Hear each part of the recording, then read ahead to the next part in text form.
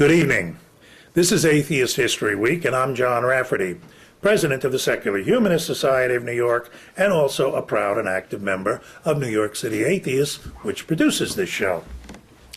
Each week at this time, we look at the week's anniversaries in the history of free thought, of atheism, of rationalism, secularism, humanism, whatever you have ism, but not theism.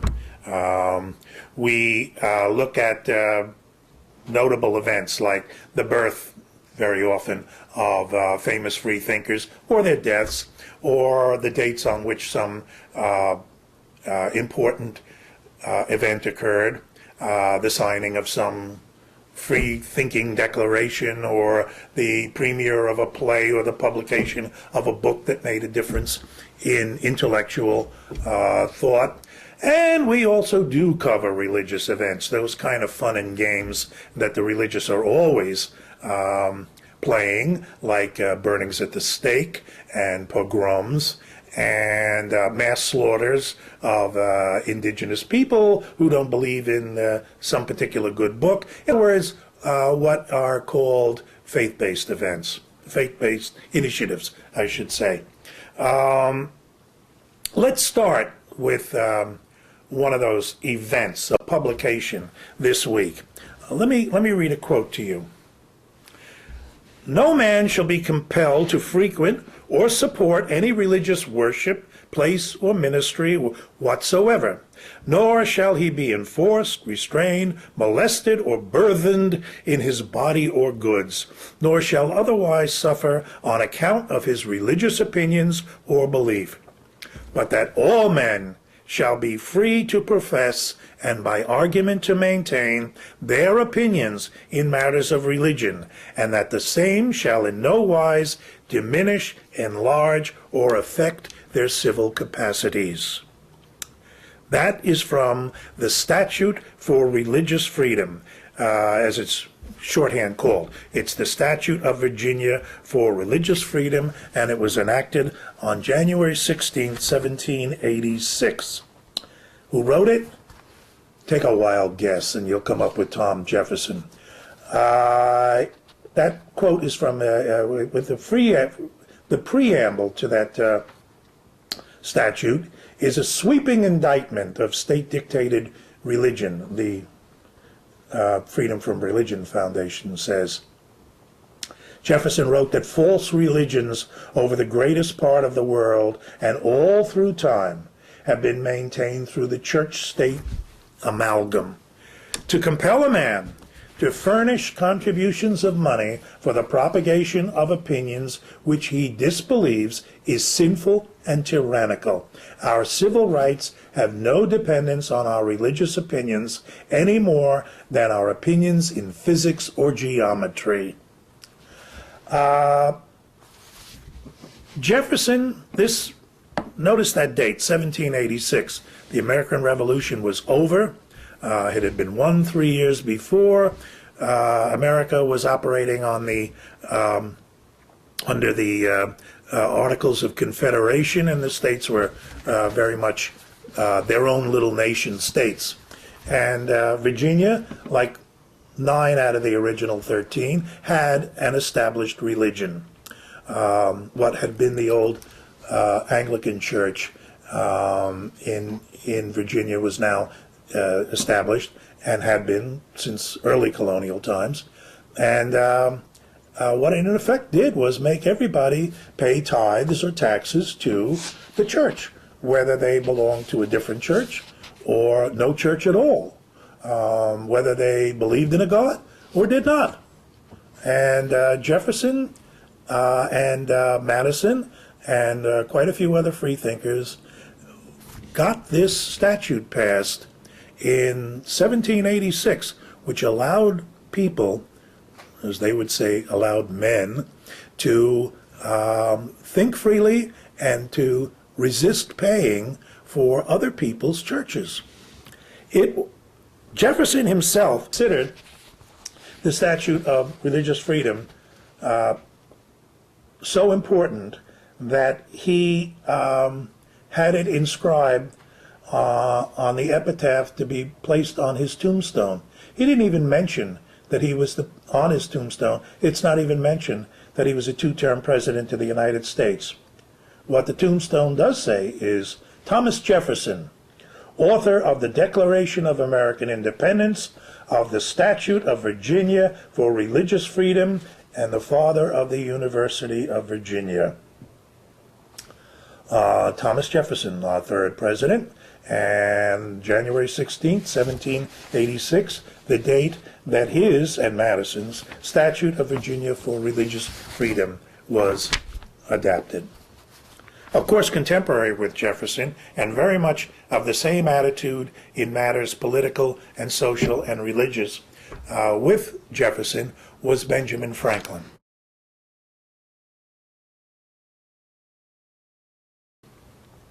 Who was born on January 17th in 1706. They were contemporaries, but Franklin was considerably older than Jefferson. And Benjamin Franklin has been called the first American. Why? He was a self-made, an entrepreneur, someone who rose up from poverty to become rich, become powerful, influential. In other words, he made a difference without being born into an aristocratic family. Franklin was a deist. He was not an atheist. By the way, going back to Jefferson, he was called an atheist by his political enemies, but he was a deist too. He was generally believed that there was a God which sort of, kicked the universe off, got the ball rolling, and then went away to watch some other soccer match. I don't know, but same thing with Franklin. On the other hand, Franklin, while Jefferson believed that organized religion was a horror, and he referred to priests riding the backs of the common people, booted and spurred and whipping them. Franklin did not attend any religious services or belong to any organized religion. However, he felt that it was necessary to keep the common people in line, the common people who were not philosophers and deists, needed religion to keep them in line. So as a matter of fact, at the Constitutional Convention in 1787, when Ben was in his early 80s, at one point during the convention, he suggested that they conduct a prayer. He felt that this might be a good idea to that the people would think, oh, they're being guided by God. What happened, of course, was that there were a lot of deists at the convention, and they were all sort of embarrassed that the old man, said this, and they just sort of hushed up. And of course, it was Hamilton later on, Quickwit, who said that the effect on the general public might not be what Franklin had wanted, because the general public might think, uh-oh, they're in real trouble, they're praying. So, at any rate, he was nevertheless against organized religion. When a religion is good, he wrote, I conceive it will support itself, meaning it doesn't need the support of the state or taxes. And when it does not support itself, and God does not take care to support it, so that its professors are obliged to call for help of the civil power, 'tis a sign I apprehend of its being a bad religion. Franklin and Jefferson in our early history, and neither of them would ever have been able, I think, to envision Martin Luther King Jr.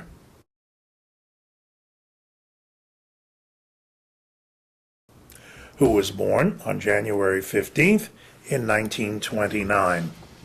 I don't think I have to tell anybody in this viewing audience who Martin Luther King Jr. is, but let's just say that we know he was a Christian minister and a active and an active one, and a believer in God, no question about that. However, Martin Luther King, like a great many far-seeing and thinking Christians, realized that the strength of the United States in terms of religion is the separation of church and state. That we have the most church-going population in the Western world because we have separation of church and state. At any rate, Martin Luther King, of course, is known for and is justly celebrated for leading the fight against official segregation in the United States.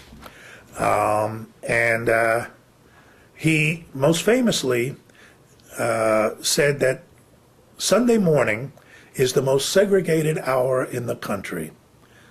And when you think about it, when was the last time you saw a truly racially mixed congregation in America?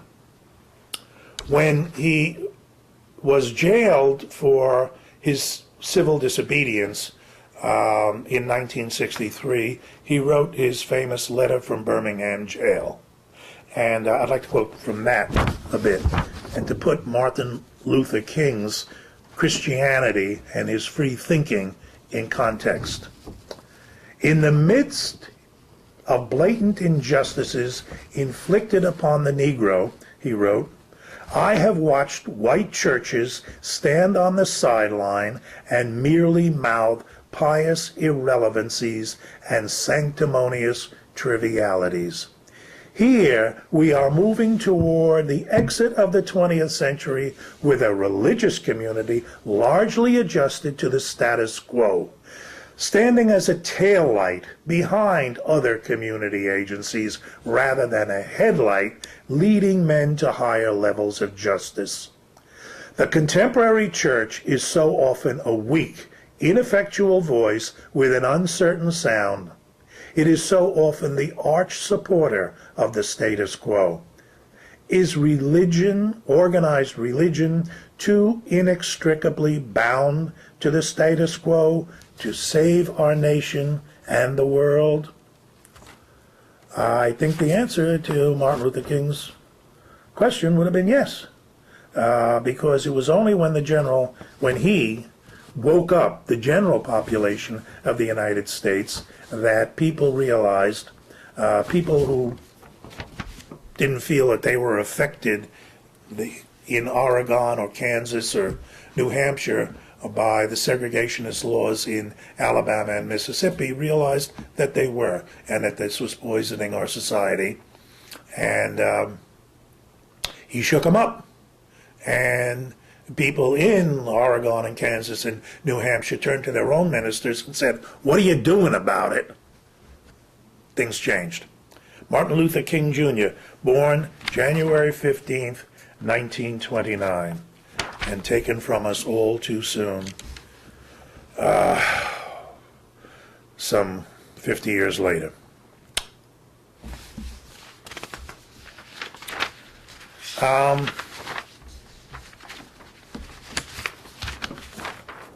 Edgar Allan Poe.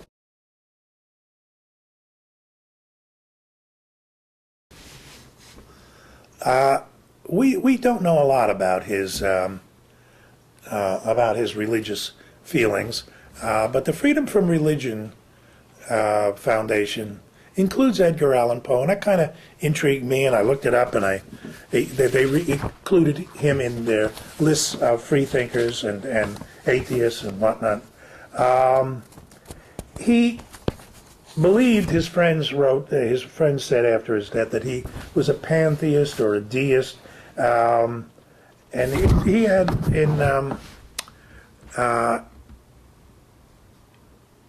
we know nothing about the nature of God, that God and nature are the same, and that there is no personal immortality. His biographers and his friends were said about him, particularly the free thought historian Joseph McCabe. He wrote in Eureka in 1848. Let us begin then at once with the merest of words, infinity. This word, like God or spirit, and some other expressions of which the equivalence exists in all languages, is by no means the expression of an idea, but of an effort at one. It stands for the possible attempt at an impossible conception. God, infinity, spirit, an impossible conception. So wrote Edgar Allan Poe, one of the best known poets in the American English language. And a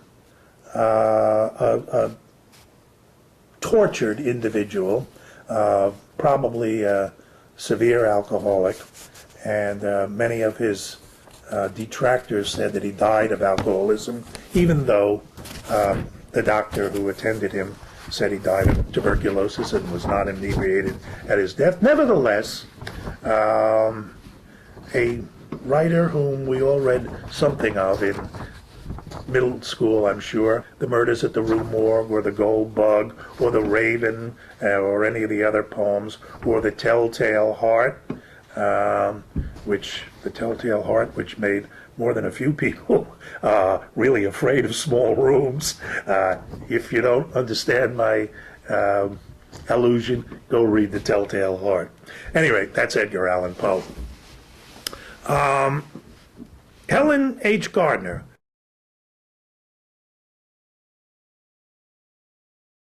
was born on January 21st in 1853. Born Alice Chenoweth. She was born in Virginia, and she was the youngest daughter of a minister, but she changed her name in the 30s. I don't know why. And she became a writer in New York City, and she studied biology at Columbia, and then met the great agnostic Robert Greene Ingersoll.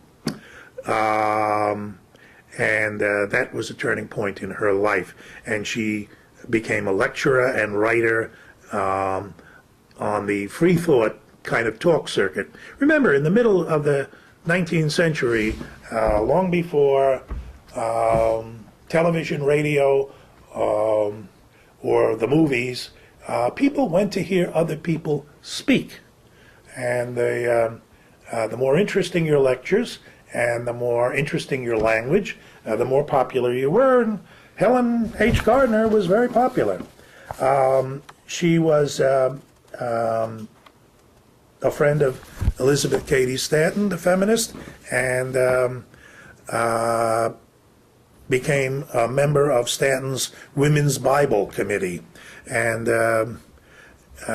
which, as a matter of fact, many people felt that the Women's Bible, which was the leading suffragette and suffragist and feminist tome, was too radical. And Helen Gardner said, "It isn't radical enough for me." She became the vice president of the National American Women's Suffrage Association, and at the age of 67 became the first woman appointed to the United States Civil Service Commission, working all her life for equality for women. And in Women Without Superstition, she wrote, "I do not know of any divine commands. I do know of most important human ones. I do not know the needs of a God or of another world. I do know that women make shirts for 70 cents a dozen in this world. I do know that the needs of humanity and this world are infinite, unending, constant, and immediate.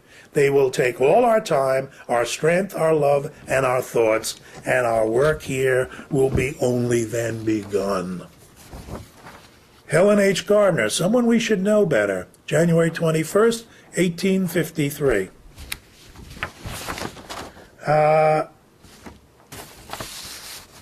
Going back to 1689, on January 18, the Baron de Montesquieu was born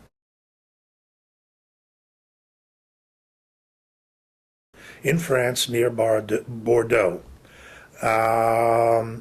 His actual name is Charles Louis de Secondat, the Baron de Montesquieu.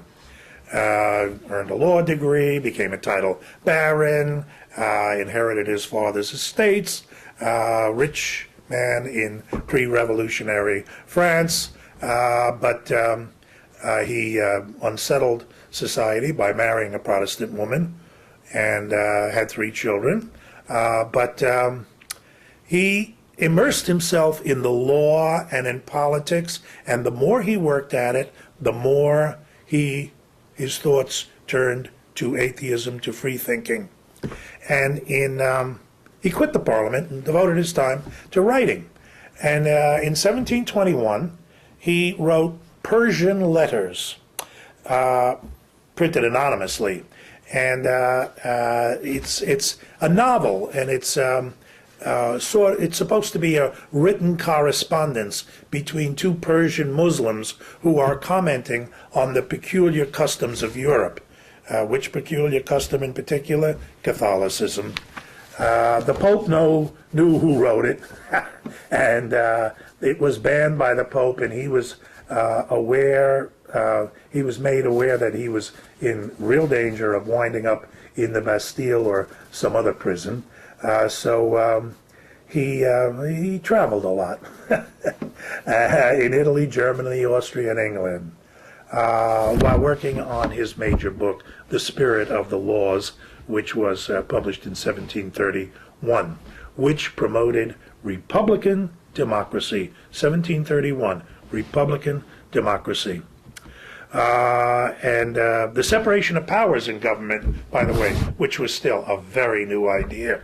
The idea that the government should be divided in 3, a legislative, executive, and judiciary, which we have today, supposedly. He called for the abolition of slavery and of end of religious persecution, and his book was a major inspiration for James Madison, who really wrote most of our Constitution, and most of the other American founders. One of the things that was not in the spirit of the laws in his construction of the ideal democratic Republican government was any role for the clergy. Just ignore them. Weren't in there at all. So, of course, the spirit of the laws was put into the index of forbidden books by the Catholic Church, which, of course, ensured that it would stay in print for 200 years or longer. You can still buy a copy of the Spirit of the Laws in cheap paperback. One little quip by Baron de Montesquieu, which I've always liked, and it's also from that Persian Letters. If triangles made a god, they would give him 3 sides. This one may surprise you. The man who created Winnie the Pooh, A. Milne.